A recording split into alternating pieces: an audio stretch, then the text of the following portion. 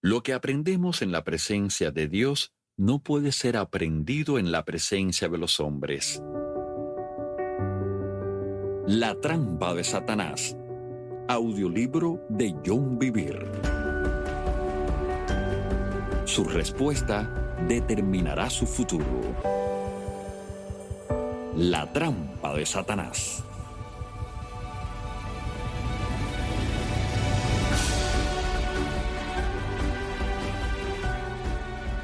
Capítulo 7. El cimiento estable. Por tanto, Jehová el Señor dice así: He aquí que yo he puesto en Sión por fundamento una piedra, piedra probada, angular, preciosa, de cimiento estable. El que creyere, no se apresure. Isaías 28:16.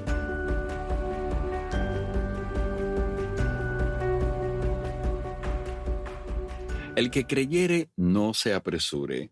Una persona que se apresura es inestable, porque sus acciones no tienen un fundamento adecuado.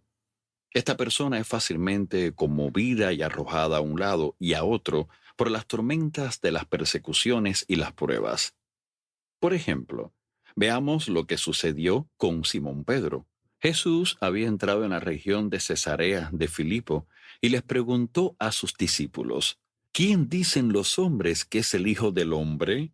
Mateo 16:13. Varios discípulos compartieron con entusiasmo las opiniones de la gente sobre quién era Jesús. Él esperó a que terminaran y luego los miró y les preguntó directamente: ¿Y vosotros, quién decís que soy yo? Versículo 15.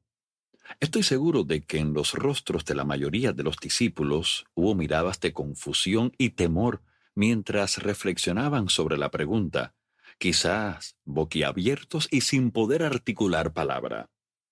De repente, los hombres que habían estado tan deseosos de hablar para publicar las opiniones de los demás permanecieron en silencio. Quizá nunca se habían planteado seriamente esa pregunta. Fuera cual fuera el caso, comprendían que no tenían la respuesta. Jesús hizo lo que también sabe hacer. Con una pregunta logró que buscaran en el interior de su corazón. Los llevó a darse cuenta de lo que sabían y lo que no sabían. Estaban viviendo de las especulaciones de los demás en lugar de afirmar en sus propios corazones quién era Jesús. Ellos no se habían confrontado a sí mismos.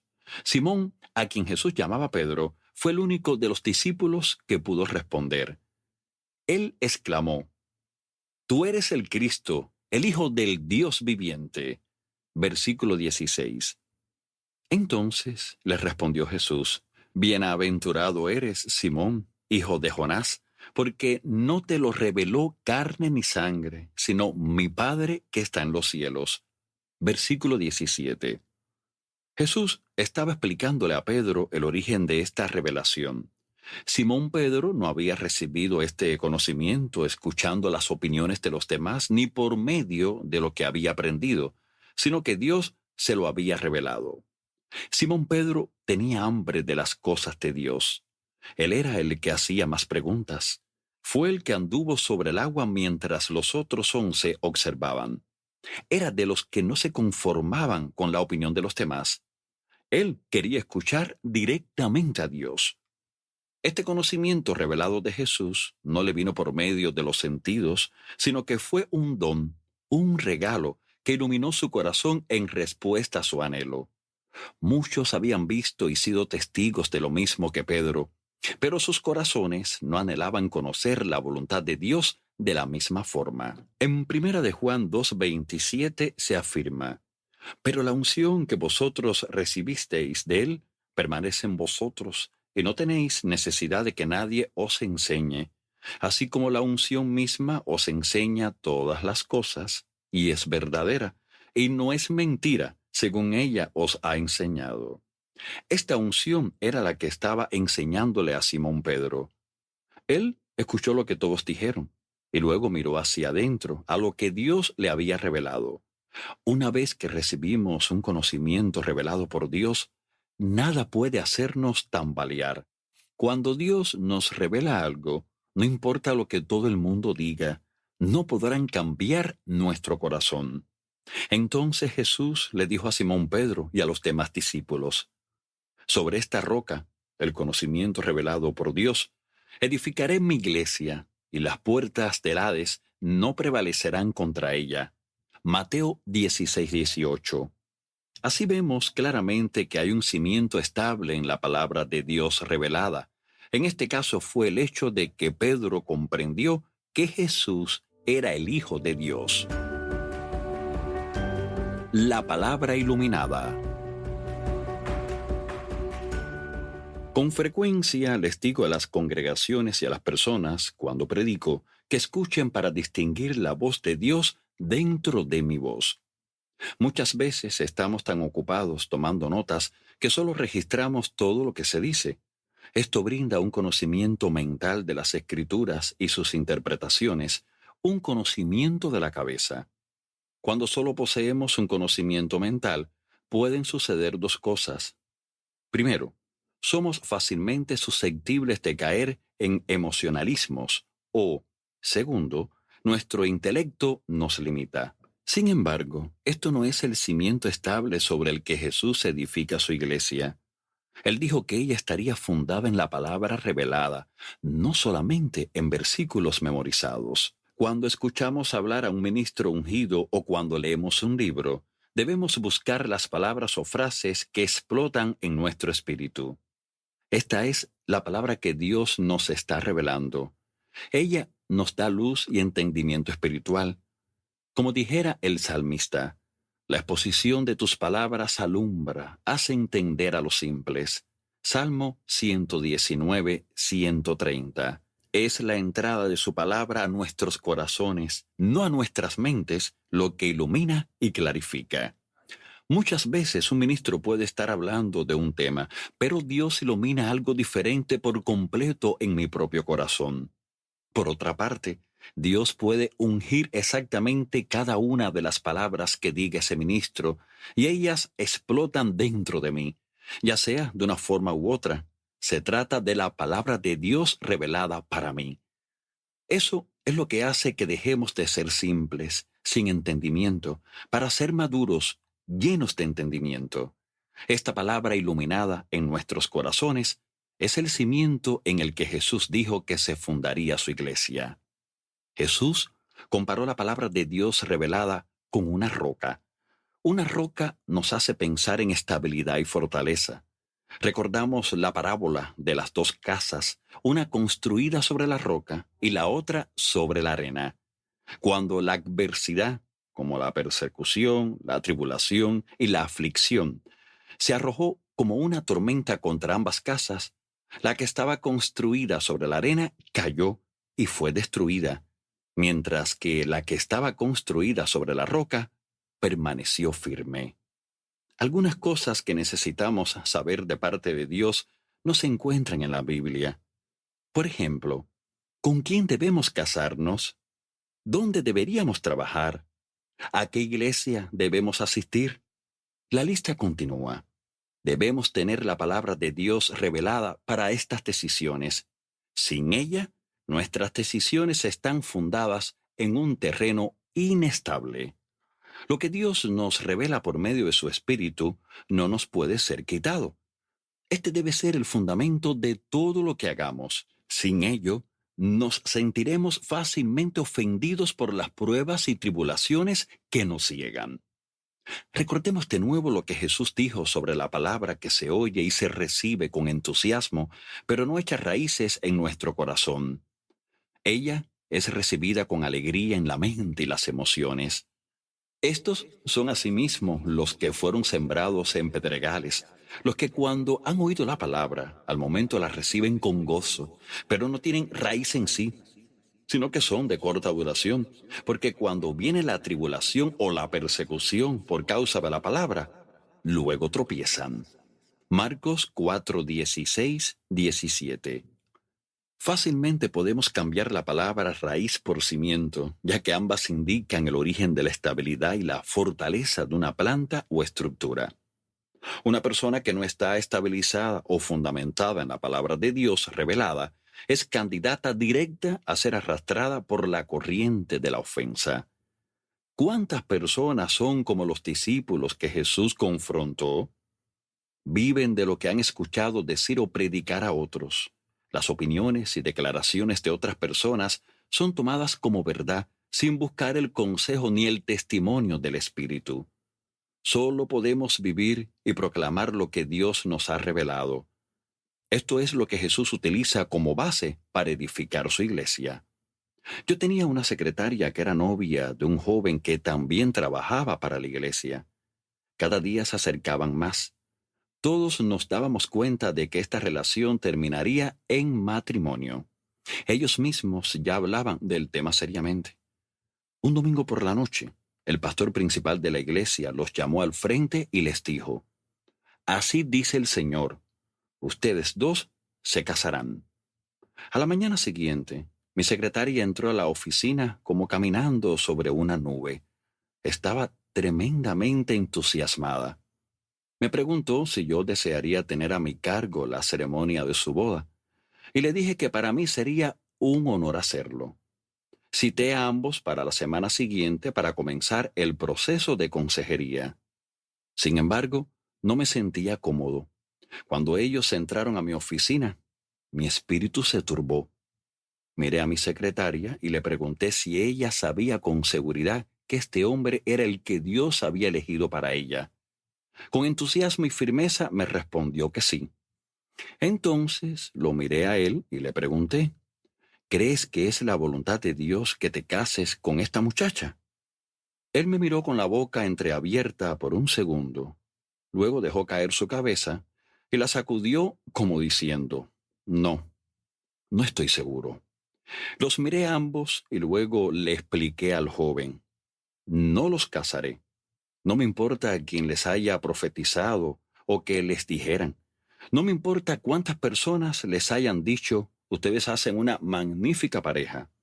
Si Dios no ha revelado su voluntad en tu corazón, no tiene sentido que continuemos planeando este matrimonio. Si te casas sin que Dios te revele que esta es su perfecta voluntad para ti, continúe.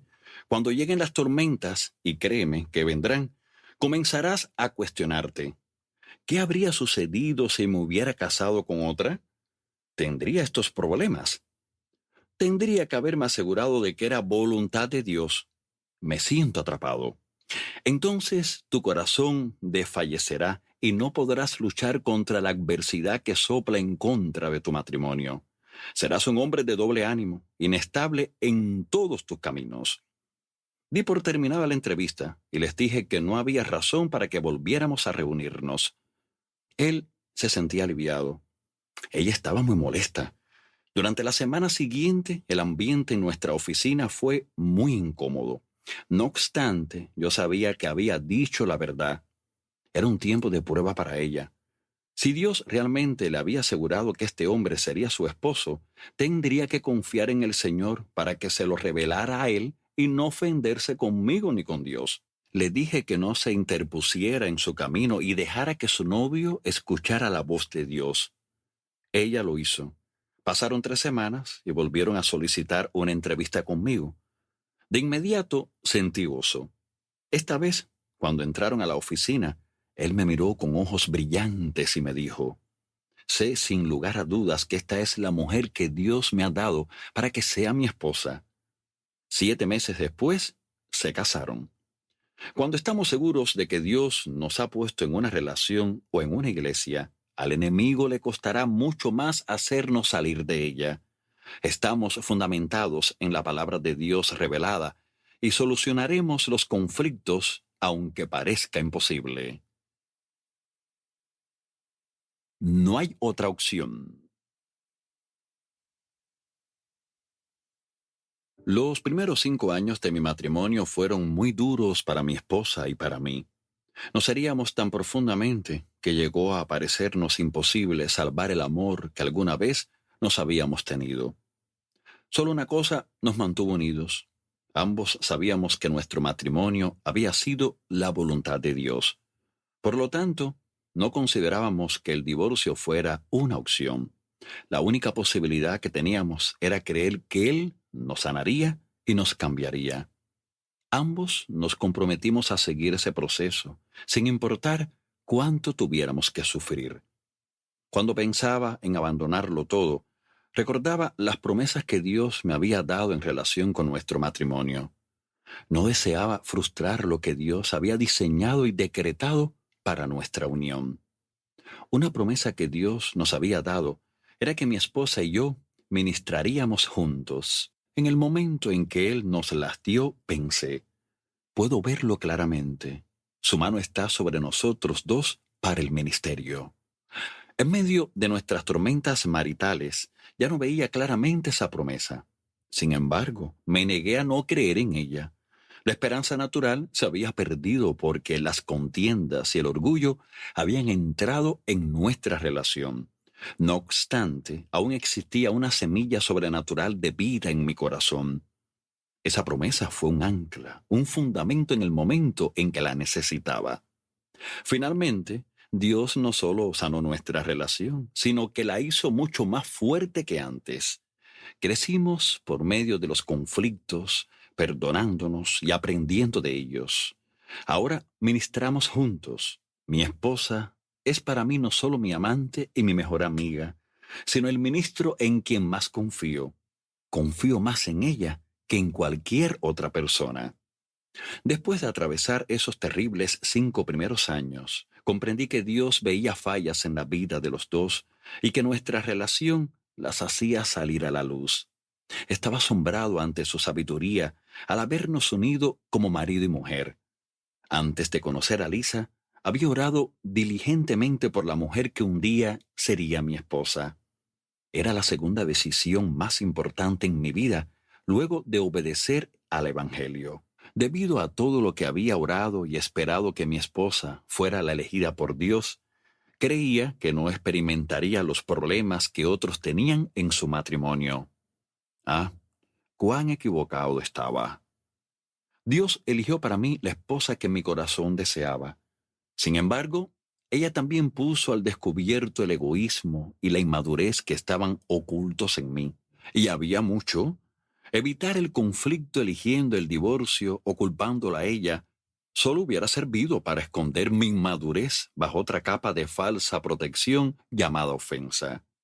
Conociendo lo que la palabra de Dios decía sobre el matrimonio, no intenté huir. En este momento, debo desviarme un poco del tema principal de este capítulo. Quizás alguien que escuche estas palabras esté pensando, pero yo no era salvo cuando me casé.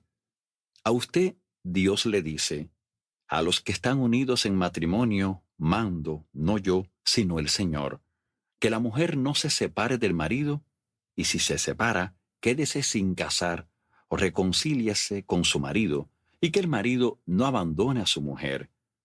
Cada uno, hermanos, en el estado en que fue llamado, así permanezca para con Dios. Primera de Corintios 7, 10, 11 y 24. Que esta palabra sobre el pacto del matrimonio se afirme en su corazón para que la trampa de la ofensa no le mueva de su lugar.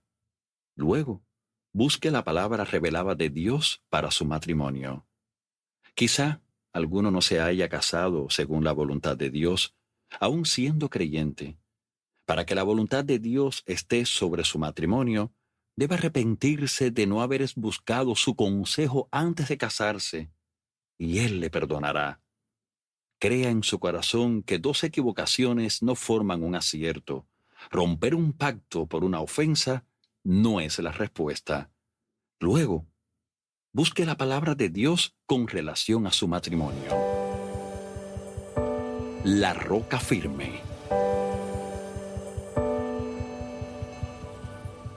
La palabra de Dios revelada es la roca firme sobre la que debemos edificar nuestra vida y nuestros ministerios. Numerosas personas me han hablado de las muchas iglesias o equipos ministeriales que han integrado solo por un breve tiempo. Mi corazón se entristece al ver que lo que mueve a estas personas son las pruebas, no la dirección de Dios. Ellas relatan lo mal que estaban las cosas o cuán mal las trataron a ellas y a otros. Se sienten justificadas en sus decisiones. No obstante, sus razonamientos son solo una nueva capa de engaño que les impide ver la ofensa y sus propias fallas de carácter. Hablan de su relación actual con el ministerio o la iglesia de la que ahora son parte como algo temporal, diciendo, este es el lugar en que me tiene el Señor por ahora. He llegado a escuchar a un hombre decir, estoy a préstamo en esta iglesia. Dicen estas cosas para tener una ruta de escape en caso de que las cosas se pongan mal. No tienen fundamento en el cual afirmarse en los nuevos lugares a donde van, de modo que cualquier tormenta los hará volar fácilmente hacia el próximo puerto. ¿A dónde iremos? Volviendo al ejemplo del momento en que Jesús les pregunta a sus discípulos quién creen ellos que es Él, vemos la estabilidad que se logra cuando conocemos la voluntad revelada de Dios. Observemos a Simón Pedro. Después de que Simón expresara lo que el Padre le reveló a su corazón, Jesús le dijo, y yo también te digo que tú eres Pedro, y sobre esta roca edificaré mi iglesia, y las puertas del Hades no prevalecerán contra ella. Mateo 16:18. Jesús cambió el nombre de su discípulo Simón y lo llamó Pedro. Esto es significativo, porque el nombre Simón quiere decir oír. Por otra parte, el nombre Pedro, la palabra griega es Petros, significa piedra. Como resultado de escuchar la palabra de Dios revelada en su corazón, el apóstol se convirtió en una piedra. Una casa construida con piedras sobre el firme fundamento de la roca soportará las tormentas que se abatan contra ella. La palabra roca que se utiliza en este versículo proviene de la palabra griega Petra, que significa roca grande. Jesús le estaba diciendo a Simón Pedro que ahora él estaba hecho de la sustancia que serviría de fundamento a la casa. Luego Pedro escribió en su epístola, vosotros también como piedras vivas, sé edificados como casa espiritual. Primera de Pedro 2:5. Una piedra es un trozo pequeño de una roca grande. La fortaleza, la estabilidad y el poder están en la roca de la palabra de Dios revelada, y hay fruto en la vida de la persona que la recibe. Esa persona es fortalecida con la fuerza de aquel que es la palabra viva de Dios, Jesucristo. Como escribe el apóstol Pablo en 1 Corintios 3:11, porque nadie puede poner otro fundamento que el que está puesto, el cual es Jesucristo. Cuando busquemos al que es la palabra viva de Dios, Él nos será revelado y nos dará firmeza. Durante los últimos días de Jesús sobre la tierra, la vida se volvió más difícil para su equipo ministerial. Los líderes religiosos y los judíos perseguían a Jesús intentando matarlo. Juan 5:16. Cuando las cosas comenzaron a mejorar y el pueblo quiso hacerlo rey por la fuerza, él se negó y se apartó de ellos. Juan 6:15. ¿Por qué hizo eso? Se preguntaban sus discípulos. Esta era su oportunidad y la nuestra. Ellos estaban en medio de un conflicto. La tormenta arreciaba. Hemos dejado a nuestras familias y nuestros trabajos para seguir a este hombre. Tenemos mucho que perder. Creemos que Él es el que vendría. Después de todo, Juan el Bautista lo declaró y escuchamos a Simón Pedro decirlo en Cesarea de Filipo. Tenemos dos testigos. Sin embargo, ¿por qué continúa irritando a los líderes actuales? ¿Por qué está cavando su propia fosa? ¿Por qué nos dice cosas tan duras como generación incrédula y perversa? ¿Hasta cuándo os he de soportar a nosotros que somos sus discípulos? En estos hombres que habían dejado todo para seguirlo estaba creciendo la ofensa. Entonces sucedió lo máximo. Jesús le predicó algo que sonaba evidentemente a herejía.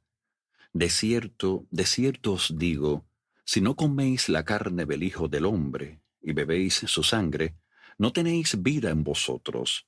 Juan 6:53. ¿Qué está predicando ahora?, se preguntaban. Esto ya va demasiado lejos. Y no solo eso, sino que había dicho estas cosas frente a todos los líderes en la sinagoga en Capernaum. Para estos discípulos, esta fue la gota que rebasó el vaso. Al oírlas, las cosas que dijo, muchos de sus discípulos dijeron: dura es esta palabra, ¿quién la puede oír? Juan 6:60. Observemos la respuesta de Jesús. Sabiendo Jesús en sí mismo que sus discípulos murmuraban de esto, les dijo: ¿esto os ofende? Juan 6:61. Se trataba de sus propios discípulos. Jesús no se retracta de la verdad, sino que confronta a estos hombres. Él sabe que algunos de ellos han estado viviendo sobre un fundamento defectuoso. Así que saca a la luz ese fundamento y les da la oportunidad de ver lo que hay en sus corazones. No obstante, estos no eran como Simón Pedro o los otros discípulos que tenían hambre de la verdad. Observemos cómo reaccionaron. Desde entonces muchos de sus discípulos volvieron atrás y ya no andaban con él. Juan 6:66. Notemos que no se trataba de unos pocos, fueron muchos. Algunos, sin duda, eran los mismos que antes en Cesarea de Filipo habían dicho tan rápidamente al preguntarles quién decía la gente que era el Hijo del Hombre. Unos, Juan el Bautista, otros, Elías, y otros, Jeremías, o algunos de los profetas. Mateo 16:14. Ellos no estaban fundados en la palabra de Dios revelada. La ofensa creció a tal punto que hicieron lo que muchos hacen en la actualidad. Se fueron. Pensaron que habían sido engañados y maltratados, pero no era así. No veían la verdad porque sus ojos estaban concentrados en sus propios deseos egoístas. Ahora veamos qué sucede con Simón Pedro cuando Jesús confronta a los 12. Dijo entonces Jesús a los 12: ¿queréis acaso iros también vosotros? Le respondió Simón Pedro: Señor, ¿a quién iremos? Tú tienes palabras de vida eterna, y nosotros hemos creído y conocemos que tú eres el Cristo, el Hijo del Dios viviente. Juan 6:67 al 69. Jesús no les rogó a estos hombres: por favor, no se vayan. Acabo de perder a la mayor parte de mi equipo. ¿Cómo podría arreglármelas sin ustedes? No. Él los confronta. ¿Ustedes también desean irse? Observemos lo que contesta Pedro, aunque está luchando con la misma oportunidad de sentirse ofendido que tienen los demás. Señor, ¿a quién iremos? Lo que escuchó seguramente lo había confundido, pero él sabía algo que los demás no conocían. En Cesarea de Filipo, Pedro había tenido una revelación de quién era verdaderamente Jesucristo, el Hijo del Dios viviente. Mateo 16:16. Ahora, al calor de esta prueba, Pedro expresó lo que estaba profundamente enraizado en su corazón. Hemos creído y conocemos que tú eres el Cristo, el Hijo del Dios viviente. Estas son exactamente las mismas palabras que exclamara en Cesarea de Filipo. Pedro era una piedra establecida sobre la roca firme de la palabra viva de Dios. Él no se iría ofendido. Reacción bajo presión. Muchas veces digo que las pruebas y las dificultades ubican a una persona. En otras palabras, determinan dónde estamos espiritualmente. Revelan la verdadera condición de nuestro corazón. La forma en que reaccionamos ante la presión es la forma en que reacciona el verdadero yo. Podemos tener una casa fundada en la arena, de 5 pisos de altura, hermosa y decorada con los materiales y las artesanías más elaboradas. Mientras el sol brille, parecerá un derroche de fortaleza y belleza. Junto a ella podemos tener una casa simple de una sola planta. La misma pasa inadvertida y probablemente sea muy poco atractiva comparada con la hermosa construcción que se halla a su lado. Sin embargo, está edificada sobre algo que no podemos ver, una roca. Mientras no haya tormentas, La casa de 5 pisos luce mucho más hermosa. No obstante, cuando se enfrenta a una tormenta fuerte, cae y queda totalmente en ruinas. Quizás sobreviva a algunas tormentas menores, pero no a un huracán. En cambio, la casa simple de una sola planta sobrevive. Y mientras más grande es la casa, más dura y notoria es su caída. Algunas personas en la iglesia son como los discípulos que contestaron rápidamente en Cesarea de Filipo, pero luego quedaron al descubierto. Quizá parezcan cristianos de 5 pisos, una imagen viviente de fortaleza, estabilidad y belleza. Tal vez superen algunas tormentas menores o medianas. Con todo, cuando se produce una tormenta de grandes proporciones, se reubican. Asegúrese de edificar su vida sobre la palabra de Dios revelada, no sobre lo que digan las personas.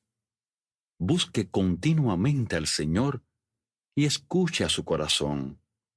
No haga o diga cosas solo porque los demás lo hacen. Búsquelo a Él y afírmese en lo que se ilumina en su corazón.